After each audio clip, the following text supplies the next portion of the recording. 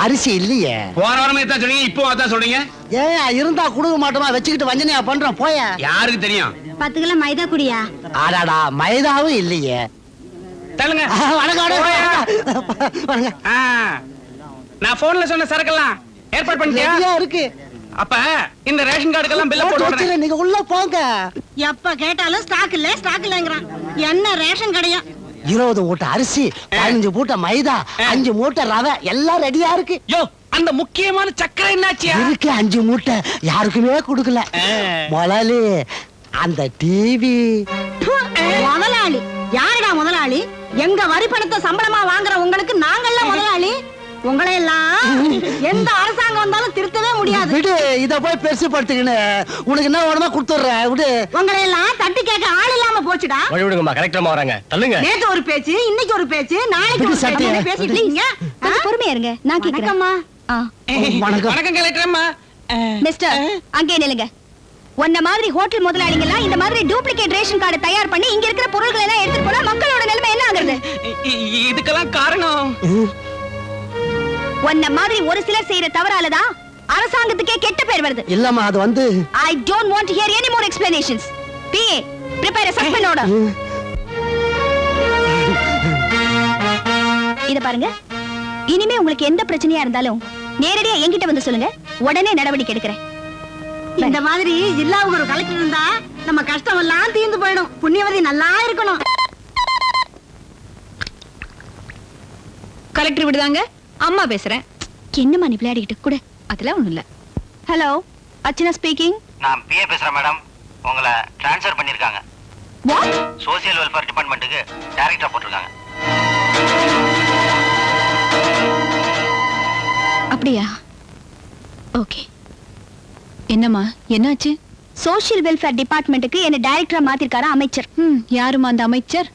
Mister Anandamurthy. கொல்லிமலையில இருந்து கடவசபாயின்னு ஒருத்தர் வந்திருக்காரு.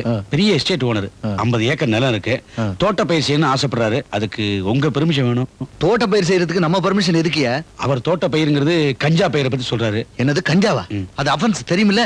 அது வெறும் தோட்டமா இருந்தா தானே ஆபத்து. அந்த தோட்டத்துக்கு முன்னாடியே முதியோர் இல்லம் அல்லது அனாதை ஆசிரமம் ஒரு கட்டடத்தை கட்டிடுவோம். பின்னாடியே கஞ்சா பயிரிட்டுக்கிட்டோம். கவர்மெண்ட் தெரிஞ்சா என்ன ஆகுது? ஒண்ணும் ஆகாது. நான் சேரட்டு எதுக்கா இருக்கேன். அப்படியே ஏதாவது வந்தா கூட நம்ம தோட்டத்துக்குள்ள பூந்து அத்துமீறி அவங்க கஞ்சா பயிரிட்டாங்க, திருப்பி விட்டுருவோம்.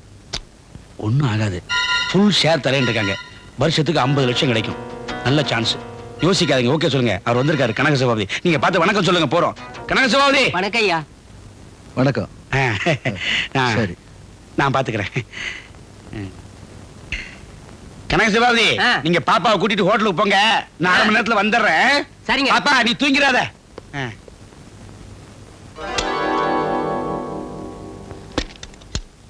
5 லட்சம்.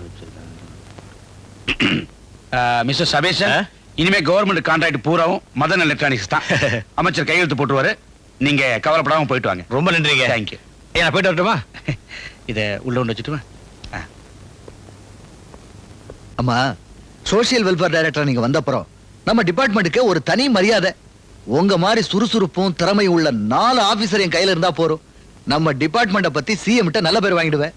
என்ன எதுக்காக வர சொன்னீங்க சார்? ஒண்ணு இல்லம்மா, இது மேலிடத்து கெடுபிடி. உங்க ஹெல்ப் கொஞ்சம் தேவை. ஏமா, நம்ம டிபார்ட்மெண்ட்ல இந்த பின்தங்கிய கிராமங்களுக்கு இலவச டிவி வழங்குற ஒரு திட்டம் இருக்குல்ல? இருக்கு சார். அதுக்குன்னு சில கம்பெனிகள்ல இருந்து ஒவ்வொரு டிவியை என்ன விலைக்கு கொடுக்க முடியும்னு கொட்டேஷன் வந்திருக்கு. இன்னைக்கு தான் முடிவு பண்ணி ஆர்டர்ஸ் போட போறேன். அதுல இந்த மதன் எலக்ட்ரானிக்ஸ் ஏதாவது வந்திருக்கு சார். அப்ப அவங்களுக்கு ஆர்டர் போட்டுருங்க. சார், அவங்க கொட்டேஷன் மத்தவங்களை விட அதிகமா இருக்கு. ஆனா கவர்மெண்ட் தயாரிக்கிற டிவியோட கொட்டேஷன் ரொம்ப குறைவா இருக்கு சார். இருக்கட்டும் மாமா, தரன்னு ஒண்ணு இருக்குல்ல. கவர்மெண்ட் கம்பெனில ஆர்டர் கொடுத்தா 1000 டிவி செய்ய 5 வருஷம் ஆகும். இதெல்லாம் நடக்கிற விஷயமா? சிஎம் வேற அடுத்த வாரம் டூர் போறாரு. ஒவ்வொரு கிராமத்திலையும் கட்டாயம் டிவி இருக்கணும்னு விரும்புறாரு. மா, CM is very much interested. அதனாலதான் சொல்றேன். என்னதான் அவசரமா இருந்தாலும் அது எனக்கு நியாயமா படல சார். ஹலோ அண்ணா, வணக்கண்ணே. நான் தானே பேசுறேன். அப்படியாண்ணே? மதன் எலக்ட்ரானிக்ஸ் தானே? ஆகட்டுண்ணே, அவங்களே போட்டுருவோண்ணே. சரிண்ணே. பாத்தீங்களாமா, சிஎம்ஏ கூப்பிட்டு சொல்லிட்டாரு அவங்களுக்கு போட சொல்லி. சார், அதுல ஏதாவது ப்ராப்ளம் வந்துச்சுன்னா? நீங்க ஒண்ணும் கவலைப்படாதீங்கம்மா. சிஎம்ஏ கூப்பிட்டு சொல்லிட்டாரு, அப்புறம் என்ன பிரச்சனை வரப்போகுது? அப்படி ஏதாவது பிரச்சனை வந்தா நான் பாத்துக்கிறேன். நீங்க போடுங்க. Okay sir. கான்ஃபரன்ஸ் இருக்கு, நீங்க அப்புறமா கான்டாக்ட் பண்ணுங்க. வணக்கம். சாரி, கொஞ்சம் லேட் ஆகி போச்சு. உட்காருங்க. எல்லாரும் வந்தாச்சே? ஃபினான்ஸ் செக்ரட்டரி, ஹோம் செக்ரட்டரி எல்லாரும் வந்தாச்சு. சிஎம் டூர் போற எல்லா கிராமங்களுக்கு டிவி ஏற்பாடு பண்ணிட்டீங்களா? பண்ணிட்டேன் சார். இந்தாங்க. வேண்டாமா?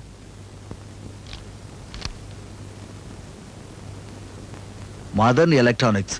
What is this? கவர்மெண்ட் கம்பெனிக்கு ஆர்டர் கொடுக்க சொன்னா ஒரு பிரைவேட் கம்பெனிக்கு கொடுத்துருக்கீங்களே. யாரை கேட்டுட்டு ஆர்டர் கொடுத்தீங்க? உங்க மனசுல என்ன நினைச்சிட்டு இருக்கீங்க? சார் What are you நீங்க trying to say? உங்க இஷ்டத்துக்கு ஏதாவது பண்றீங்க, அப்புறம் நாங்களே எல்லாரும் பதில் சொல்லலாம். இல்ல சார், அமைச்சர் தான் அந்த டிவி நான் தாமா டிவி வாங்க சொன்னேன். பிரைவேட் கம்பெனில வாங்க சொன்னேன். சர்க்கார் கம்பெனில வாங்க சொன்னேன். அதுல தரம் இல்லையா என்ன? சொல்லும் போது சரியா கேட்டிருக்கணும்.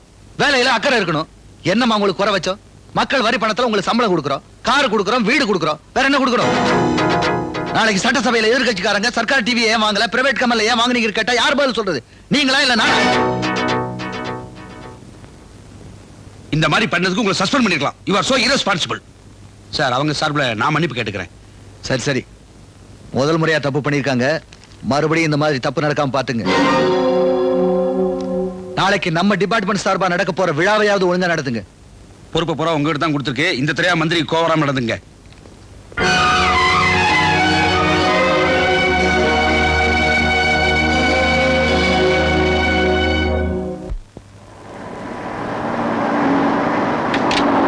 அமைச்சர் ஆனந்தமூர்த்தி, அமைச்சர் ஆனந்தமூர்த்தி, ஏழை பங்காளன்,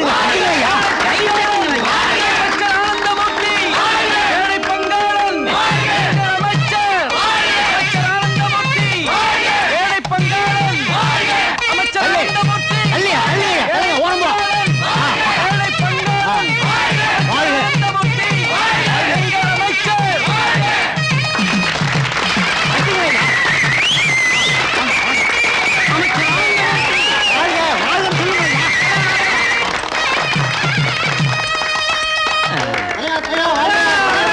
மிஸ்டர், எழுந்துருங்க.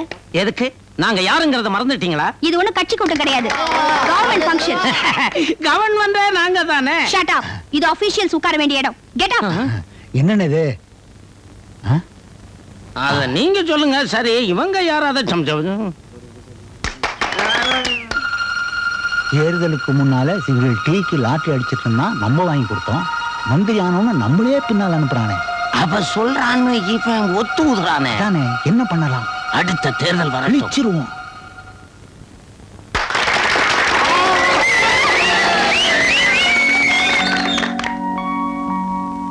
மதிப்புக்கும் மரியாதைக்கும் உரிய எனது உயிருக்குயிரான தாய்மார்களே, அருமை பெரியோர்களே, என் உடலோடு ஒன்றி பிறக்காத எனது அருமை தம்பிகளே, உங்கள் அனைவருக்கும் என்னுடைய நன்றியை முதற்கண் தெரிவித்துக் கொள்கின்றேன்.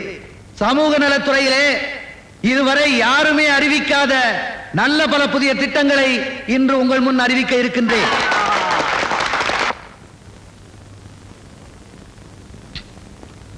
முதலாவதாக ஊனமுற்ற பெண்களுக்கு தலா 10,000 ரூபாயும், ஊனமுற்ற பெண்களை மணக்கின்ற வாலிபர்களுக்கு தலா 25,000 ரூபாயும் வழங்க இருக்கின்றோம்.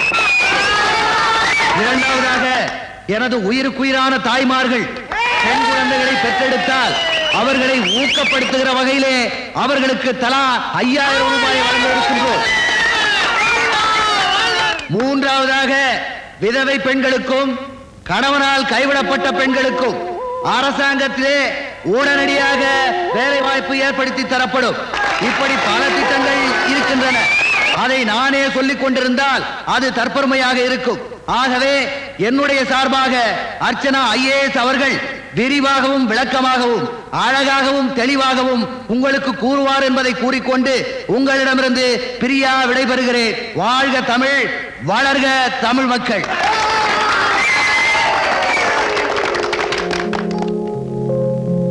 மாண்புமிகு அமைச்சர் அவர்களுக்கும் மதிப்பிற்குரிய செயலாளர் அவர்களுக்கும் என் வணக்கம்.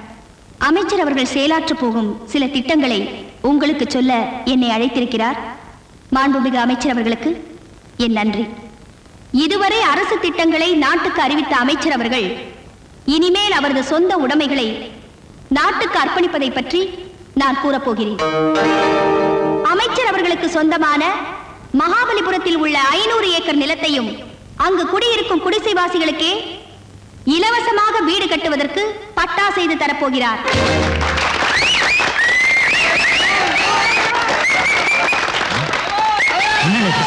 நீங்க சொல்லித்தான் இதெல்லாம் சொல்றாளா?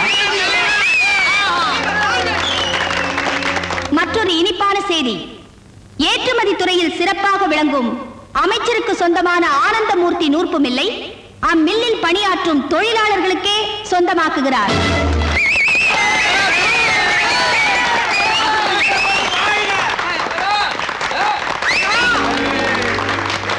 இனிமேல் அவர் அமைச்சர் பதவியில் இருக்கும் வரை சம்பளமே வாங்க போவது இல்லை. பேருக்காக மாதம் 1 ரூபாய் மட்டுமே சம்பளமாக பெற்றுக் கொள்வார்.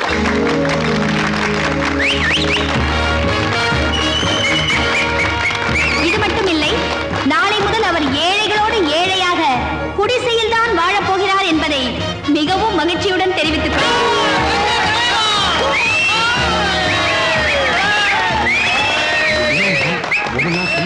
என்ன பண்ண போறீங்க? இவளை எப்படி மடக்கிறதுன்னு எனக்கு தெரியும். இப்ப பாரு. ஏழைகளுக்காக தன் வாழ்வையே அர்ப்பணித்த மாண்புமிகு அமைச்சர் அவர்களை நான் உங்களின் சார்பாக பாராட்டுகிறேன். உங்களுடைய ஆரவாரத்தை எல்லாம் பார்க்கும் பொழுது பெருமகிழ்ச்சி அடைகின்றேன். அர்ச்சனா அவர்கள் சொன்னதைப் போல என்னுடைய சொத்துக்கள் அனைத்தையும் பத்திரத்திலே எழுதி இதே மேடையிலே உங்கள் முன்னிலையிலே கையொப்பமிட வேண்டும் என்று நினைக்கிறேன். ஆனால் அதற்கான பத்திரம் தயாராக இல்லையே என்று நினைக்கும் பொழுது வருத்தப்படுகிறேன். மன்னிக்கணும், அமைச்சர் வருத்தப்பட வேண்டிய அவசியமே இல்லை. நான் அந்த பத்திரத்தை தயார் பண்ணி வச்சிருக்கேன். இத பாருங்க.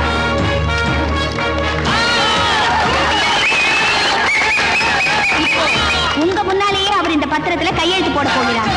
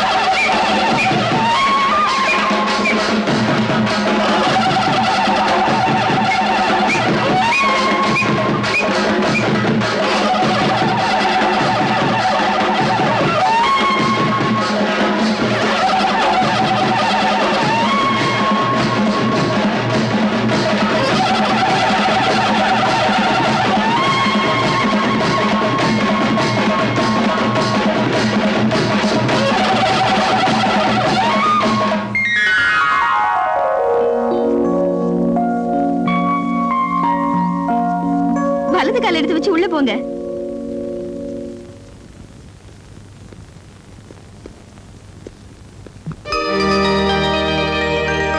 அண்ணே, இனிமே உங்க புகழ் எங்கேயோ போயிடும்னே. ஐயோ, உனக்கு வேணும் ஐயா, வேணும். அண்ணன் நொந்து போயிருக்காரு, குத்தி பேசுறிய. ஒரு பொம்பளை வெளியில தலை காட்ட முடியாம என்ன அசிங்கப்படுத்திட்டு போயிட்டா உங்களுக்கு கிண்டலா இருக்கா? கூடவே ஒரு ஐஏஎஸ் ஆபீசர், ஒரு போலீஸ் ஆபீசர். என்ன பண்ணிட்டு இருந்தீங்க? என்ன பண்ணிட்டு இருந்தீங்க? என் சொத்து பூரா எழுதி வாங்கிட்டு போயிட்டால. இப்படி அவசரப்பட்டு கையெழுத்து போடுவீங்க நான் நினைக்கிறேன். என்ன அவமானப்படுத்துறதுக்கு பதிலா அவளை அவமானப்படுத்தணும். அந்த அவமானம் தாங்காம அவ தற்கொலை பண்ணிட்டு சாகணும். அதுக்கு ஏதாவது ஐடியா சொல்லுங்கயா, சொல்லுங்கயா. ஒரு அருமையான ஐடியா இருக்கு. என்ன?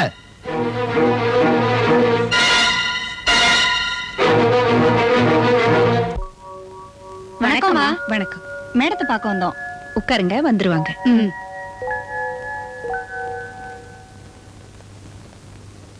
வணக்கம்மா. வணக்கம். யார் நீங்க? என்ன விஷயமா வந்திருக்கீங்க? எங்க ஏரியா நல்ல குடும்பங்கள் வாழ்ற இடமா, அதுக்கு மத்தியில விபச்சாரம் நடந்துகிட்டு இருக்கு. எவ்வளவோ போலீஸ்ல கம்ப்ளைண்ட் கொடுத்து பார்த்தோம், ஒரு ஆக்ஷன் எடுக்கல. அதான் உங்ககிட்ட சொல்லிட்டு போலான்னு வந்தோம். எந்த இடம்? நம்பர் 16 சுப்ராயன் தெரு. D3க்கு போன் போடுமா. நீங்க போங்க, நான் ஆக்ஷன் எடுக்க சொல்றேன்மா.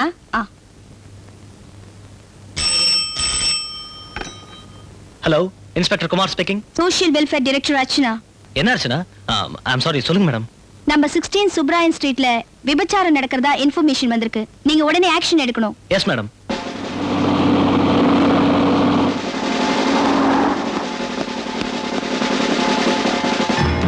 உள்ள போய் பாருங்க. என்னடா மூஞ்சிய பாரு. ஓடா, சீக்கிரம் மாட்டா. தெரியும் எல்லாம்.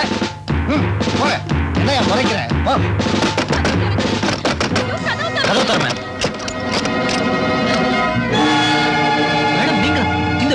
வீட்டுக்கு எப்படி வந்தீங்க? எனக்கு எதுவுமே தெரியாது தம்பி. நான் கோயிலுக்கு போயிட்டு வந்துகிட்டு இருந்தேன். 4 பேர் பலவந்தமா என்னை கூட்டிட்டு வந்து அடைச்சு வச்சுட்டாங்க. மத்தபடி எனக்கு எதுவும் தெரியாதுப்பா. கவலைப்படாதீங்க, வாங்க.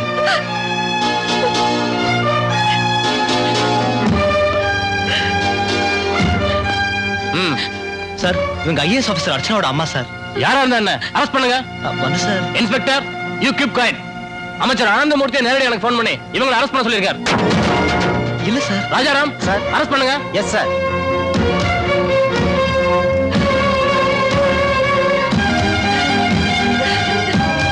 எல்லாரும் வேன்ல ஏத்துங்க. வாங்கடா.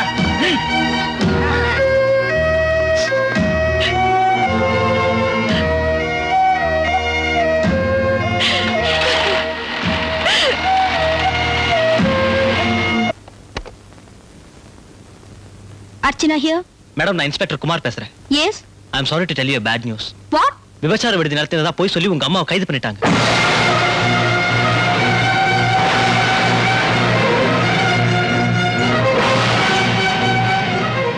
அம்மா இப்ப எங்க இருக்காங்க? அவங்க இப்ப D3 போலீஸ் ஸ்டேஷன் லாக்அப்ல இருக்காங்க. Give that bail order. அம்மா எங்க?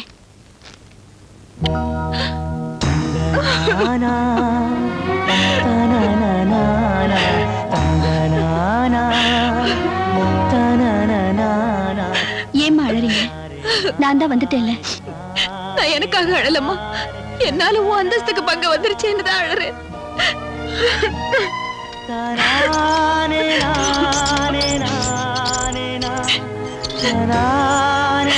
அழாதீங்கம்மா, வாங்க வீட்டுக்கு போலாம். இந்த உலகத்துல எந்த பெண்ணுக்கும் வரக்கூடாத பழிய அவமானமும் எனக்கு வந்துருச்சுமா. விபச்சாரிக்கிற பட்டத்தை கொடுத்து அந்த கேவலமான தொழிலை நான் நடத்துறதா சொல்லி என்ன ஜெயில தள்ளிட்டானே, அவன் வேற யாரும் இல்ல, எனக்கு தாலி கட்ட புருஷன். புருஷனா? என்னம்மா சொல்றீங்க? ஆமாமா, நேரம் வரும்போது சொல்றேன்னு சொன்னனே, அந்த நேரம் வந்துருச்சு. நீ இவ்வளவு பெரிய பதவியில இருக்கிறது பொறுக்காம உன்னை 4 பேருக்கு முன்னால அவமானப்படுத்தணுங்கிறதுக்காக உன்னை பெத்த தகப்பன் அந்த அமைச்சர் ஆனந்தமூர்த்தி தான் இவ்வளவையும் செஞ்சிருக்கான். அமைச்சர் ஆனந்தமூர்த்தி ஏன் அப்பாவா?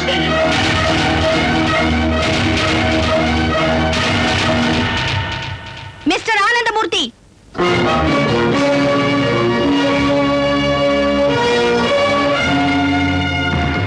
அமைச்சர் ஆனந்தமூர்த்தி, இந்த பேப்பர் பாத்தீங்களா?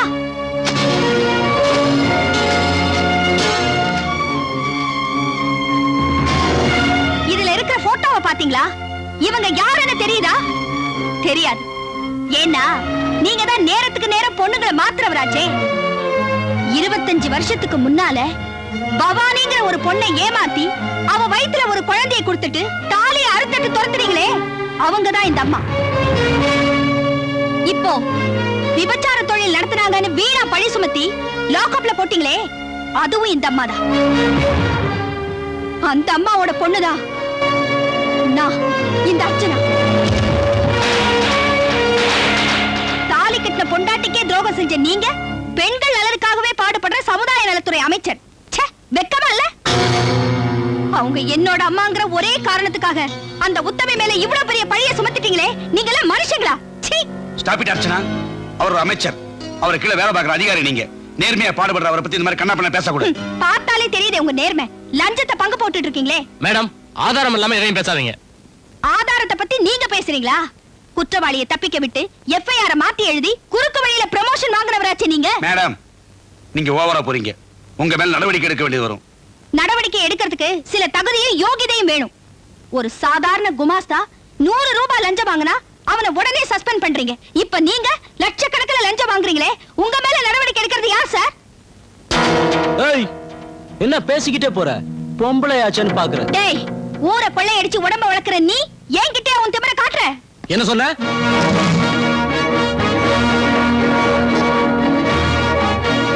நான் நினைச்சா உங்க எல்லாரையும் இங்கேயே சுட்டு பொசுக்கலாம். ஆனா எங்க அம்மாவுக்கு கொடுத்த வாக்குறுதியை நிறைவேற்றுறதுக்காக உங்க எல்லாரையும் சும்மா விட்டு வைக்கிறேன். மிஸ்டர் ஆனந்தமூர்த்தி, சீதை அழுத கண்ணீர் ராவணன் அழிச்சது, கண்ணகி அழுத கண்ணீர் பாண்டியன் அழிச்சது. எங்க அம்மா அழுத கண்ணீர் உங்களை சும்மா விடாது. Much sir. சுற்றுவேன் பொசிக்கிறேன்னு சொல்லிட்டு போறா, நீங்க பேசாம இருக்கீங்களே. நீங்க ஒரு வார்த்தை சொல்லுங்க சார், நான் அவன் மேல ஆக்ஷன் எடுக்கிறேன். எடுப்பீங்க அந்த பொண்ணு பாட்டுக்கு ஏதோ பேசிட்டு போகுது, அவர் பாட்டுக்கு ரியாக்ஷன் இல்லாம நிக்கிறாரு, நீங்க ஆக்ஷன் எடுப்பீங்களா? உங்க மாதிரி சில ஆபீசருங்க தாண்டா மந்திரிங்களே கெடுக்கிறது. அந்த பொண்ணு துப்பாக்கி எடுத்து உங்களை சுடாம கீழே போட்டுட்டு போனால அதுதான்டா எனக்கு வருத்தமா டேய், இருக்கு. மரியாதையா பேசு. என்ன போயா? டேய் ஆனந்தமூர்த்தி, பவானி உயிரோட இருக்காங்கிறதையும் அவ பொண்ணுதான் அர்ச்சனாங்கிறதையும் கேட்கும் போது எவ்வளவு சந்தோஷமா இருக்கு தெரியுமா? நீ செஞ்ச பாவத்துக்கு பிராயச்சித்தமா அவங்க கிட்ட மன்னிப்பு கேளுடா. இனிமேலாவது பொண்டாட்டியோடையும் மகளோடையும் சேர்ந்து வாழடா. நான் சொல்ல வேண்டியது சொல்லிட்டேன், அப்புறம் உன் இஷ்டம்.